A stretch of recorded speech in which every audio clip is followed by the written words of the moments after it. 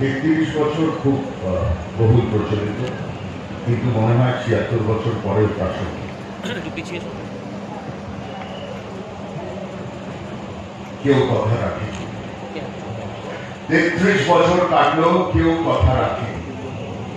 ছেলেবেলায় এক বৈষ্ণবী তার আগমনী গান হঠাৎ থামিয়ে বলেছিল, শুক্লা দ্বাদশীর দিন অন্তরাটুকু শুনিয়ে যাবে।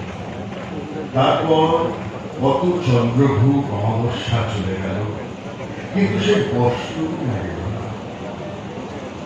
২৫ বছর প্রতীক্ষায় আছে।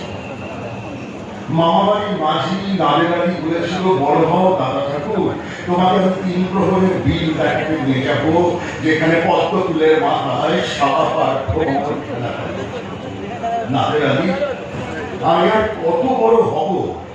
আমার মাথা এ ঘরের ছাদ পুড়ে আকাশ স্পর্শ করলে তারপর আমার ৩ প্রহরের বিল দেখতে একটা রয়ের গুলি কিনতে পারবে। লাঠি লজেন্স দেখিয়ে দেখিয়ে চুষেছে লস্কর বাড়ির ছেলেরা। ভিখারির মতো চৌধুরীদের গেটে দাঁড়িয়ে দেখেছি ভেতরে গাছ অবিরল রঙের ধারার মধ্যে সুবর্ণ কম্পন করানো ফর্সা রমণীরা কত রকম আমোদে হেসেছে, আমাকে তারা চেয়েও গেছে। বাবা আমার কাজ শুয়ে বলেছিল, দেখিস একদিন আমরাও। বাবা এখন